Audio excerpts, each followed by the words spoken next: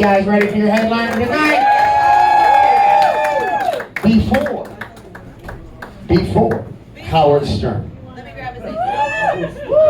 Captain, my captain. Before political talk. Captain, my captain. Before Morton Downey Jr. There was a guy who I used to listen to as a young man who used to influence me and make me have bad decisions, folks. And I'm honored and privileged to have him here tonight in my club. Ladies and gentlemen, are you ready for your headliner tonight? Are you ready for your headliner or not? Hey, there is a Melbourne born and next is going to take a ring comedian.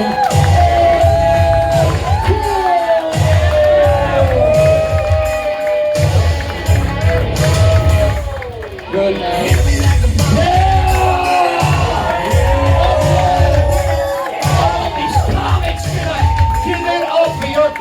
Tonight, fucking Trump got shot. The guy did it, man.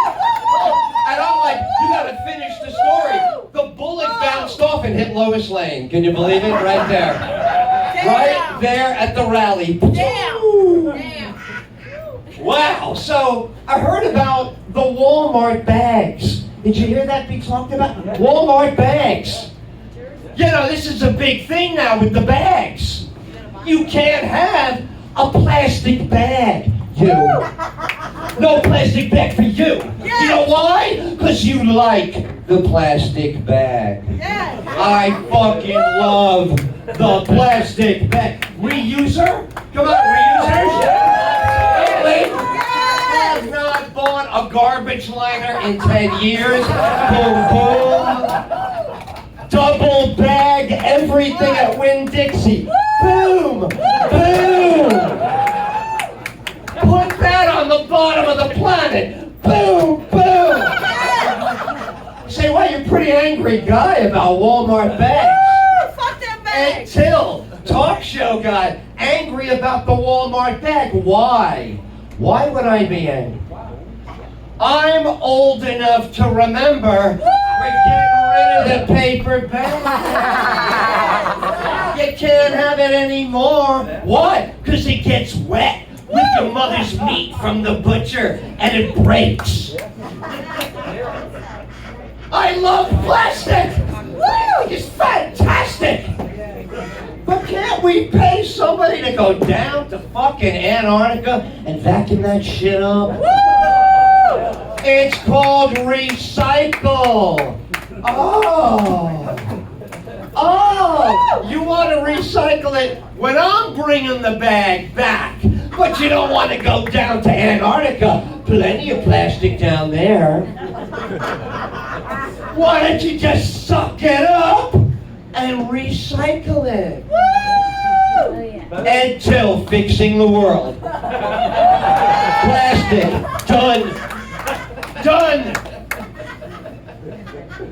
So, I know you look at me and go, wow, I bet this guy is single. I know you checking the left hand. There's never been anything there. I got a little trouble, you know, holding on to relationships. Can you imagine? They go, you know, you're a little hyper. You're a little loud for us. Hard for me to understand them when they say that. That's how it is. So, yeah, I think, Ed, you gotta be on a dating app, man. You gotta be on Match. You gotta be swiping. Who said it before? Swipe right. I don't even know what that means. Okay. That's swiping. The only thing I swipe is my card at Winn-Dixie to get my plastic fucking bags. That's when I shop for cold cuts. Hey, no, you got no garbage can liners. I think you need some help. Yeah, so that's who I am. And I refuse to do the dating app. But I do have a method of meeting very exciting women. You ready? You want my secret formula? I'm going to tell it to you. It's called True Crime TV. Okay. I'm on that oxygen shit every day. And all my favorite shows are where the women kill the guys. Yeah. Wow. They're smoking hot in the beginning of the episode. Bang, bang, bang, like a drum. By the middle of the episode, they're out buying knives at the flea market over here. And she's like asking about how to cut skin. And where's the carotid artery? What kind of dialogue is that from a knife guy? Come on. You're gonna have to buy your own science book and find it. So I love these shows. And I watch them because at the end, she always gets convicted. She always did it. We know she did it. But I wait for the parole date to come up on the screen. Guess who is waiting when she gets her wallet back? Yes. And when things don't work out, I drop a dime on the parole officer. Bye-bye. Somebody use my credit card. Hey, you gotta come and get margarita. Love it. Love it. Because when you meet someone, for me, look, I just have to tell you, I'm a germ guy. I don't go for the germs. Forget about COVID, man. I was raised by an Italian Catholic mother in the Bronx. Yeah. A spittle droplet never touched me in my entire childhood. Yes.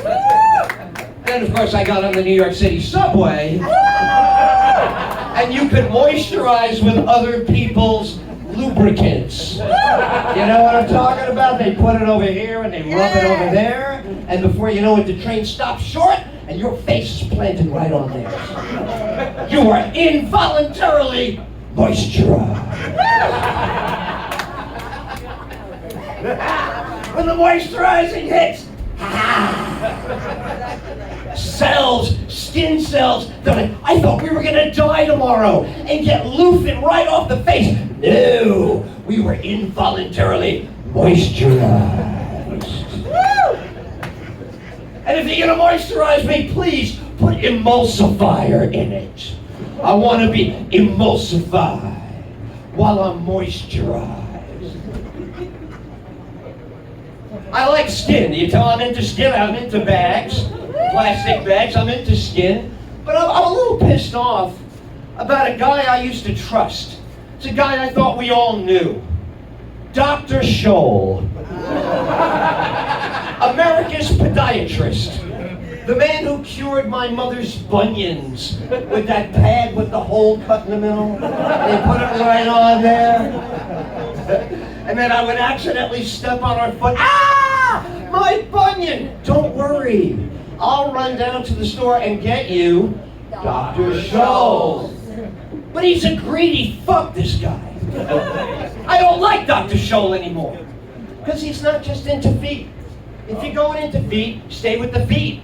You got a lot to work on. Keratin, poison toenails, fungus, crap, calluses. You got a lot to work on. No. Dr. Scholl wants to remove skin tags now.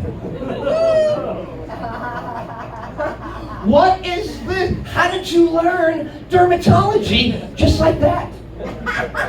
Fuck. I don't believe it. You know what's going on. Revenue on ingrown toenails is way down. I know, I'll go into skin tags. What about all the derm? Now I'm going to specialize in the skin tag. The skin is overgrown in a certain location. I will go in and sever the unwanted skin. Why? I'm Dr. Scholl, motherfucker.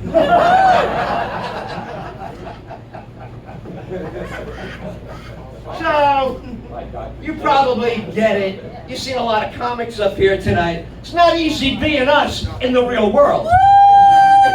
It's fun up here, you say whatever you want, but you try getting along with the human race, not as easy.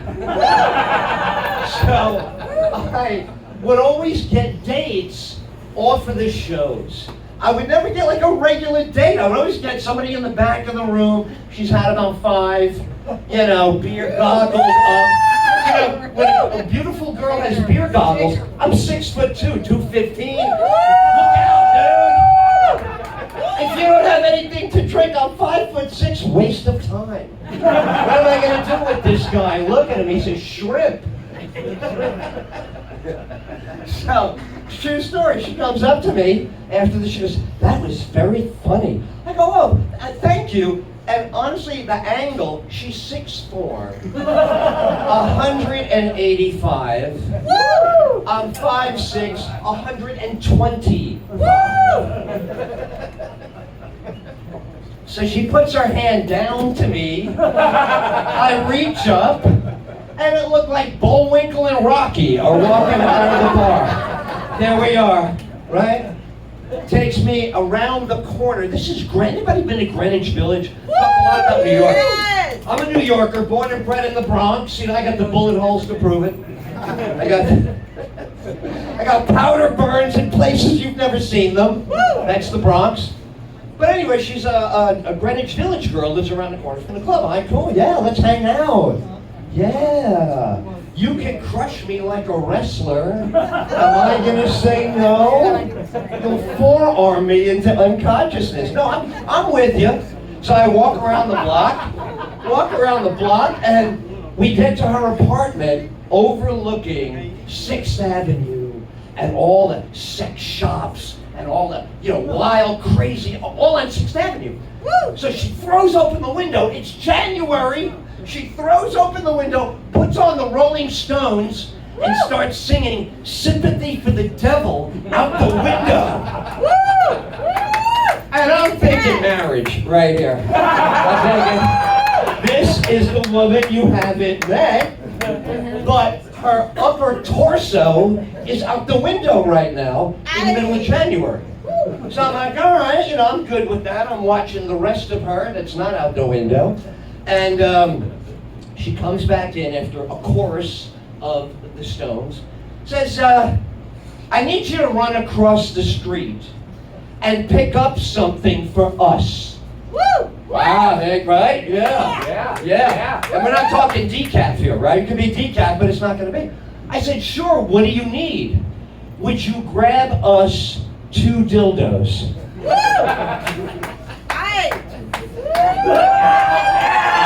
And Till's coming out, baby! It's been decades, but here it comes. Double dildo dating!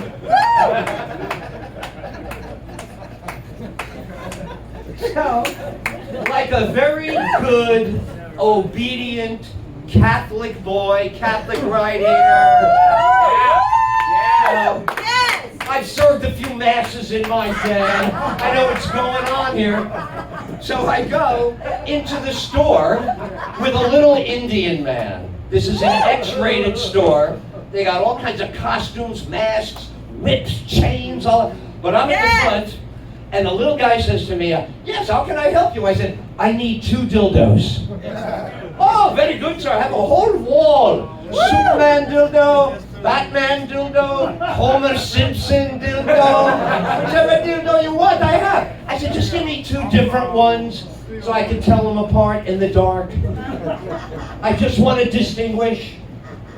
So I get them back to the apartment, and I'm saying to myself, well, this will be interesting. Am I going to be doing it like two-handed? What am I doing with 2? What is it? Is she keeping a backup one in the middle? Oh my God, the battery goes up. Grab the backup dildo. Yes. Backup dildo, this is your moment. The understudy dildo. Right. But she says, you're going to love this. You will love the answer, because maybe you're going to agree with her. She says to me, oh, you've never had a dildo in you? I said, wait a second. What orifice of mine is saying dildo to you right now? Where do you see the dildo going on me? Because I don't see anywhere that dildo is going to ever go. I don't care what the dildo is thinking. I don't give a shit what this dildo thinks it's in for. It's not in for anything. He couldn't hear you. So, I, of course, take the directions. Zoom, zoom. Number one is in. And now she says, all right, here it comes. And my ass calls an immediate meeting. My ass is like, I don't know what the fuck you're talking about out there. But I heard something that involves me. I said, you and me both. You got any ideas? My ass says, don't worry, I'm calling out the troops. So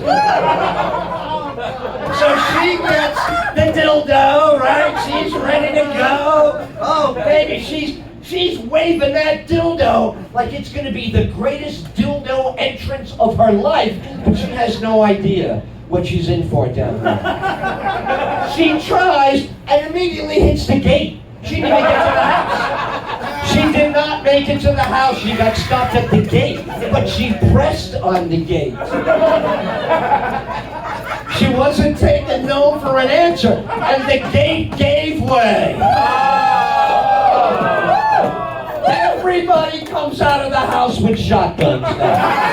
The whole family is like, we will defend this land. It will not be invaded.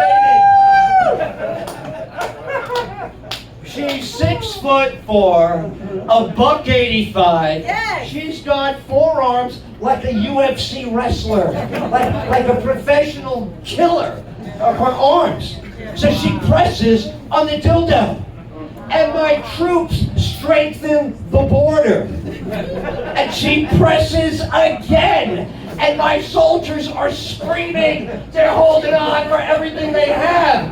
And then the dildo breaks, and I'm a room full of Duracell batteries. Everywhere I look, copper top, copper top, copper top. So I would like a round of applause for my sphincter army, the sphincter army. They may be ragtag, but they get the job done. The palace is still secure.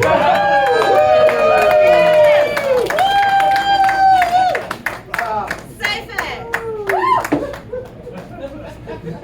You say to yourself, all right, I walk in the bathroom. Anybody been to the men's room in here tonight? Anybody gone in? Okay. You see the spray can in there? Yeah. Wizard. Wizard. You know, what do you do with Wizard? After you take a big, smelly, toxic number 2. Wow. Now you say to yourself, I'm a fragrance. I just got drafted in the National Fragrance Draft. I got a whole picture. Hey, did you go with Chanel number 5? Oh, no.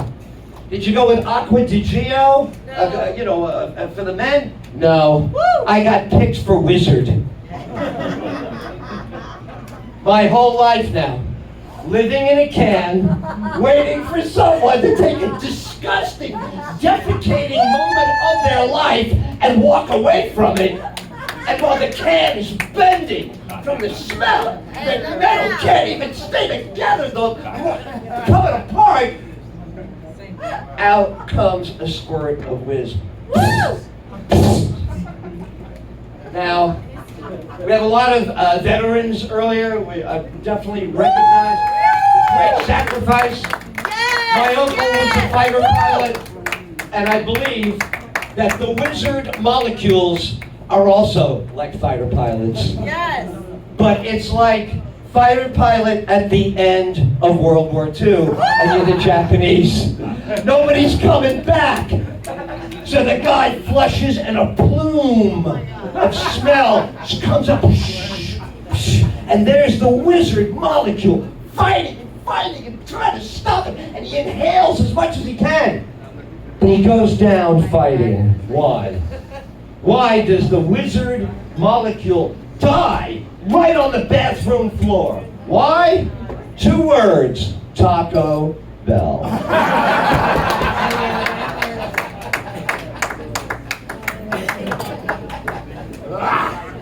God, do I love you guys! Give it up for this audience. I love you. I love you like these guys.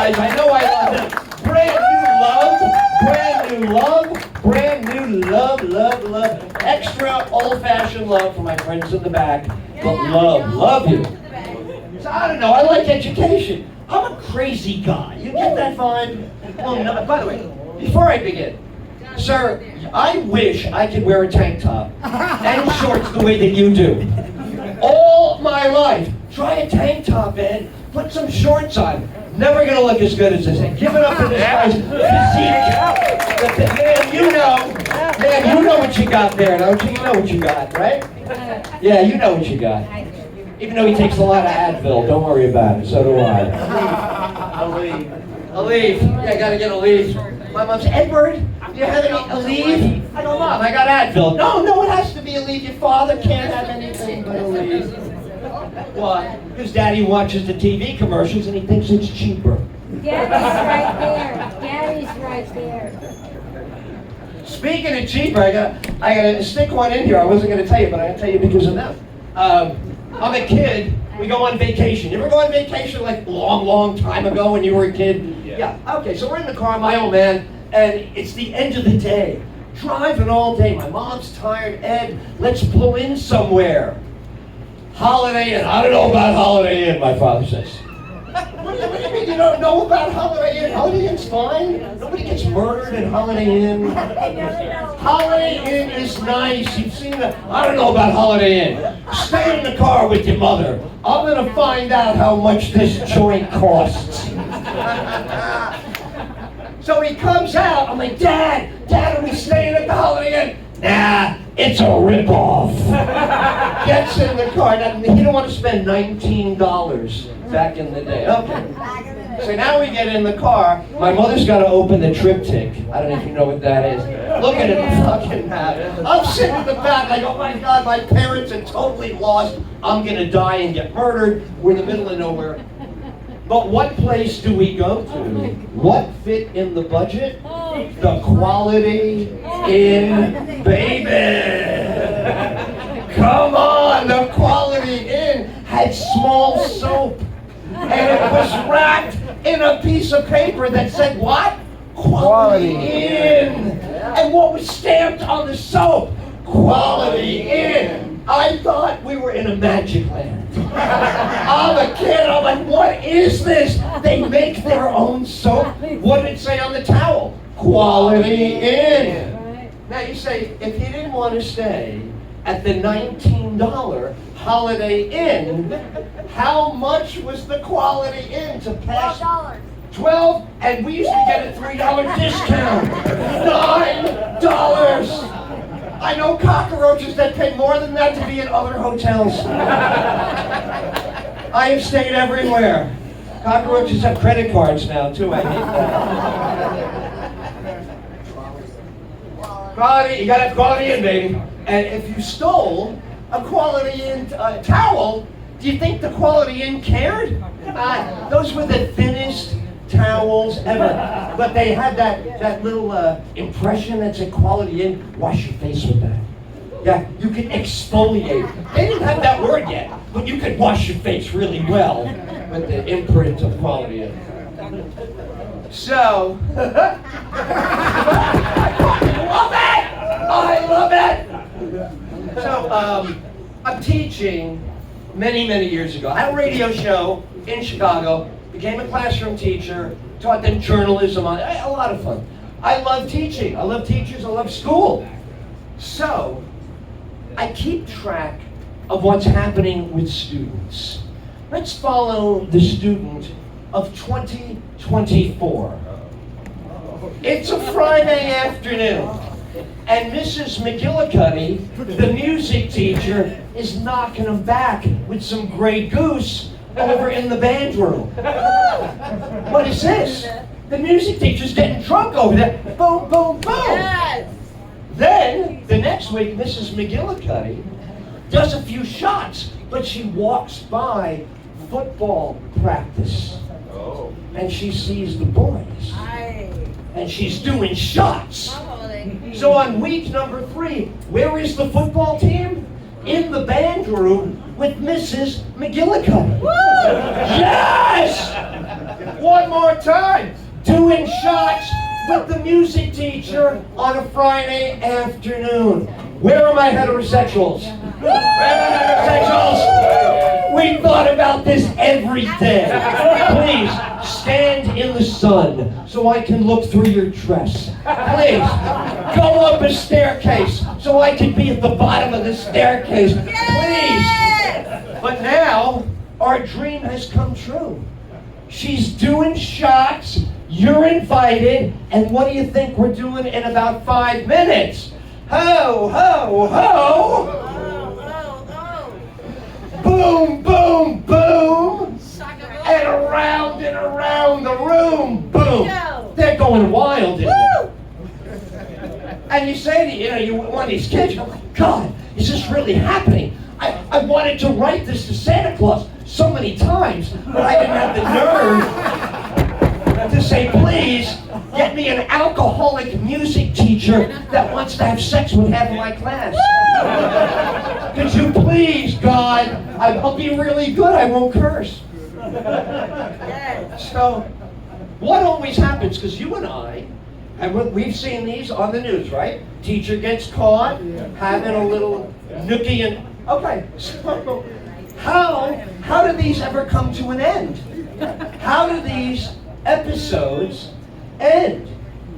Some kid calls the police. What?